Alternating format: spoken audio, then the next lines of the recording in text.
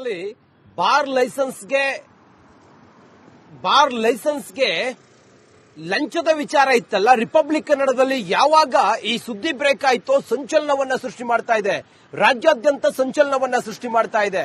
ಇದು ಅಬಕಾರಿ ಇಲಾಖೆಯ ಮಂತ್ರಿಗಳ ಪುತ್ರನ ಇನ್ವಾಲ್ವ್ಮೆಂಟ್ ಬಗ್ಗೆ ಯಾವಾಗ ಆರೋಪ ಕೇಳಿ ಬಂತೋ ಈ ಕುರಿತಾಗಿ ಮುಖ್ಯಮಂತ್ರಿಗಳು ಆರ್ ಬಿ ತಿಮ್ಮಾಪುರ್ ಅವರಿಂದ, ಮಾನ್ಯ ಅಬಕಾರಿ ಇಲಾಖೆಯ ಸಚಿವರಿಂದ ಕ್ಲಾರಿಟಿಯನ್ನು ಕೊಡಿ ಅಂತೇಳಿ ಈಗ ಎಚ್ಚರಿಕೆಯನ್ನು ಕೊಟ್ಟಿದ್ದಾರೆ.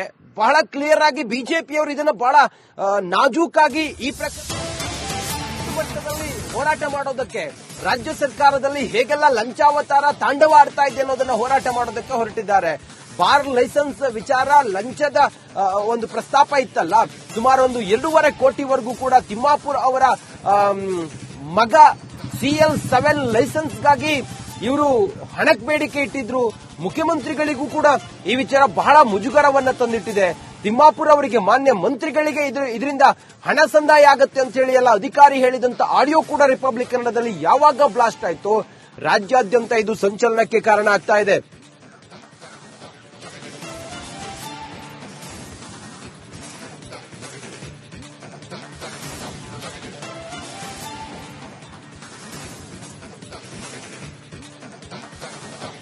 ಅಬಕಾರಿ ಇಲಾಖೆಯಲ್ಲಿನ ಬ್ರಹ್ಮಾಂಡ ಭ್ರಷ್ಟಾಚಾರದ ಬಗ್ಗೆ ರಿಪಬ್ಲಿಕ್ ಕನ್ನಡದಲ್ಲಿ ವರದಿ ಪ್ರಸ್ತಾಪ ಆಗ್ತಾ ಇದ್ದಂತೆ ಈಗ ಅಬಕಾರಿ ಇಲಾಖೆಯ ಮಂತ್ರಿ ಆರ್ ಬಿ ತಿಮ್ಮಾಪುರ್ ಅವರು ತಮ್ಮ ಇಲಾಖೆಗೆ ಅಥವಾ ತಮ್ಮ ಖಾತೆಗೆ ರಾಜೀನಾಮೆಯನ್ನ ಕೊಡಬೇಕು ಅನ್ನುವಂತ ಕೂಗು ಕೂಡ ಜೋರಾಗಿದೆ. ಇದರ ನಡುವೆ ರಾಜ್ಯದ ಮುಖ್ಯಮಂತ್ರಿ ಸಿಎಂ ಸಿದ್ದರಾಮಯ್ಯನವರು ತಿಮ್ಮಾಪುರ್ ಅವರಿಗೆ ಎಚ್ಚರಿಕೆಯನ್ನು ಕೊಟ್ಟಿದ್ದಾರೆ.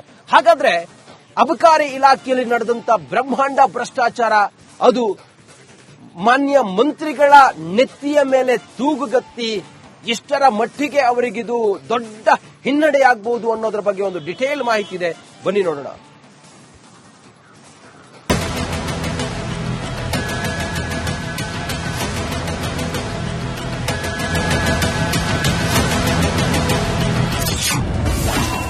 ಅಬಕಾರಿ ಮಂತ್ರಿ ಪುತ್ರನಿಂದ ಹಣಕ್ಕೆ ಬೇಡಿಕೆ, ಆಡಿಯೋ ಕೇಸ್ ಸಿಎಂ ಆಫೀಸ್ ಬಾಗಿಲಿಗೆ. ಅಬಕಾರಿ ಸಚಿವ ಆರ್ ಬಿ ತಿಮ್ಮಾಪುರ್ಗೆ ರಾಜಕೀಯವಾಗಿ ದೊಡ್ಡ ಸಂಕಷ್ಟ ಎದುರಾಗುವ ಲಕ್ಷಣಗಳು ಕೂಡ ಕಾಣ್ತಿವೆ. ಅಬಕಾರಿ ಇಲಾಖೆಯಲ್ಲಿ CL7 ಲೈಸೆನ್ಸ್ ಮಂಜೂರಿಗೆ ಹಣಕ್ಕೆ ಬೇಡಿಕೆ ಇಟ್ಟಿದ್ದಾರೆ ಎನ್ನಲಾಗಿದ್ದಂತಹ ಆಡಿಯೋ ಸಂಭಾಷಣೆ ವೈರಲ್ ಆಗಿದ್ದು, ಸಚಿವರು, ಅವರ ಪುತ್ರ ಹಾಗೂ ಕೆಲವೊಂದಿಷ್ಟು ಅಧಿಕಾರಿಗಳು ಅಕ್ರಮದಲ್ಲಿ ಭಾಗಿಯಾಗಿದ್ದಾರೆ ಎಂಬ ಗಂಭೀರ ಆರೋಪಗಳು ಕೂಡ ಕೇಳಿಬರುತ್ತಿವೆ. ಮಿನಿಸ್ಟರ್ಗೂ 1.5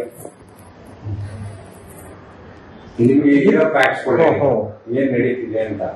ಏನೋ ಒಂದು 25 ಕಮ್ಮಿ ಮಾಡ್ಕೊತಾರೆ, ಆಯ್ತು ಹಂಗೆ ಅಂತ ಅದನ್ನ ಅಡ್ಜಸ್ಟ್ ಮಾಡ್ಕೊಂಡು ಇದು ಇಲ್ಲಿಂದ ಎಲ್ಲೆಲ್ಲ ಹೋಗುತ್ತೆ ಅಂದ್ರೆ ಇನ್ಸ್ಪೆಕ್ಟರ್, ಡೆಪ್ಟಿ, ಇಲ್ಲೇ ಆಫೀಸು, ರೆವಿನ್ಯೂ ಆಫೀಸು, ಅದನ್ನ ನಮ್ಮ ಕಮಿಷನ್ ಆಫೀಸಲ್ಲಿ 4 ಟೇಬಲ್ ಹೋಗುತ್ತೆ, ಮಿನಿಸ್ಟ್ರಿಗೆ ಹೋಗುತ್ತೆ, JC ಅಡಿಷನಲ್ ಕಮಿಷನರ್, DC ಇದರಲ್ಲಿ ಅವರೇ ಇಶ್ಯೂ ಮಾಡ್ತಾರೆ. ಕಮಿಷನರ್ ಇಶ್ಯೂ ಮಾಡ್ಕೊಡ್ತಾರೆ. ವಿಟಮಿನ್ ಎಂ ಕೊಟ್ರೆ ಇಲ್ಲ ಅಂದ್ರೆ ಓಡಾಡಿಸ್ತಾರೆ. ನಮ್ಗೆ 28 ಇನ್ಫಾರ್ಮೇಶನ್ ಕೇಳ್ತಾರೆ. ಏನೋ ಒಂದು ಇನ್ಫ್ಲೂಯೆನ್ಸ್ ಇತ್ತು, ಸ್ವಲ್ಪ ದುಡ್ಡು ಇತ್ತು ಅಂದ್ರೆ ಹಂಗೂ ಹಿಡಿತಾರೆ. ಇಲ್ಲ ನಾವು ಇಲ್ಲ ಸರ್ ಅವ್ರ ಕೈಲಿ ಆಗಲ್ಲ, ಅಷ್ಟಾಗಲ್ಲ ಅಂದ್ರೂ ನಮ್ಗೆ ವಾಪಸ್ ಕಳಿಸ್ತಾರೆ. ಇದು ಸರಿ ಇಲ್ಲ, ಅದು ಸರಿ ಇಲ್ಲ, ನೀವು ಇಸ್ಕೊಟ್ಬಿಟ್ಟಿರ್ತೀರ, ನಮಗೆ ಕೊಡೋಣ ಅನ್ನೋದು ಒಂದು ತಲೆಯಲ್ಲಿ ಏನೋ ತಲೆಯಲ್ಲಿ ಗುಮ್ಮ ಕೊಟ್ಬಿಟ್ಟಿರ್ತಾರೆ. ಸಿದ್ದರಾಮಯ್ಯಗೆ ಜೆಡಿಎಸ್ ಶಾಸಕ ಮಂಜು ದೂರು.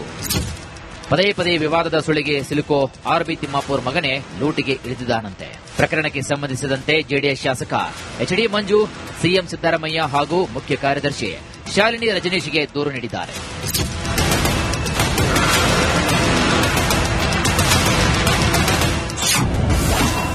ತನಿಖೆ ಮಾಡಿಸ್ತೀರಾ? ಮಾಡಿಸಲಿ ಅಂತ ತಿಮ್ಮಾಪುರ್.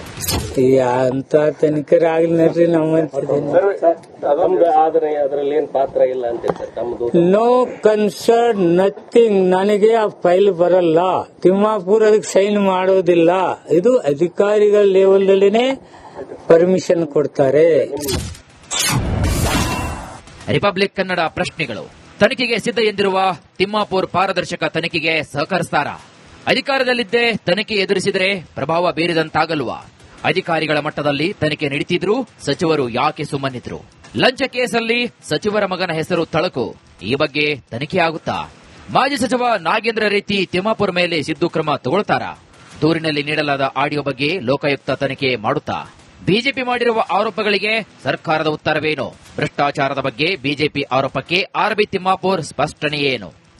ಅಬಕಾರಿ ಇಲಾಖೆ ವಿರುದ್ಧ ಆರೋಪ ಕೇಳಿ ಬರುತ್ತಿರುವುದು ಇದೇ ಮೊದಲೇನಲ್ಲ. ಈ ಹಿಂದೆಯೂ ಕೂಡ ಸಾಲು ಸಾಲು ಆರೋಪಗಳು ಕೂಡ ಕೇಳಿ ಬಂದಿವೆ. ಇದೀಗ ಆರ್ಬಿ ತಿಮ್ಮಾಪುರ್ ವಿರುದ್ಧ ಆರೋಪ ಕೇಳಿ ಬಂದಿದ್ದು ರಾಜೀನಾಮೆ ಕೊಟ್ಟು ತನಿಖೆ ಎದುರಿಸುತ್ತಾರಾ? ಕಾದು ನೋಡಬೇಕು. Bureau report, republic Kannada.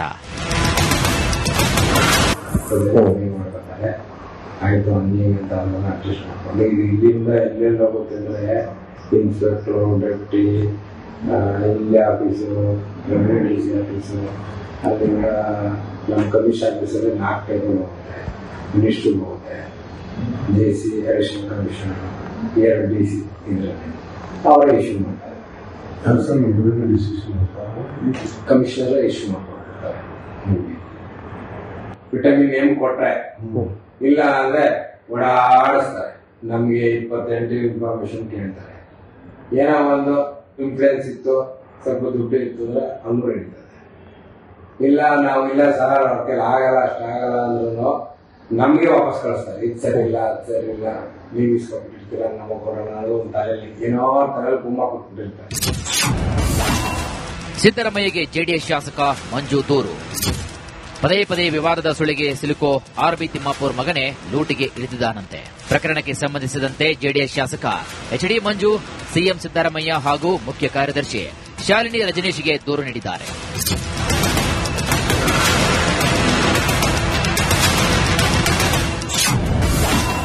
ತನಿಖೆ ಮಾಡಿಸ್ತೀರಾ? ಮಾಡಿಸಲಿ ಅಂತ ತಿಮ್ಮಾಪುರ್. ಅಂತ ತನಿಖರಾಗ್ಲಿ ನೋಡ್ರಿ. ಆದ್ರೆ ಅದರಲ್ಲಿ ಏನ್ ಪಾತ್ರ ಇಲ್ಲ ಅಂತ ಸರ್ ತಮ್ಮದು. No concern, nothing. ನನಗೆ ಆ ಫೈಲ್ ಬರಲ್ಲ. ತಿಮ್ಮಾಪುರ್ ಅದಕ್ಕೆ ಸೈನ್ ಮಾಡೋದಿಲ್ಲ. ಇದು ಅಧಿಕಾರಿಗಳ ಲೆವೆಲ್ದಲ್ಲಿನೇ ಪರ್ಮಿಷನ್ ಕೊಡ್ತಾರೆ. ರಿಪಬ್ಲಿಕ್ ಕನ್ನಡ ಪ್ರಶ್ನೆಗಳು.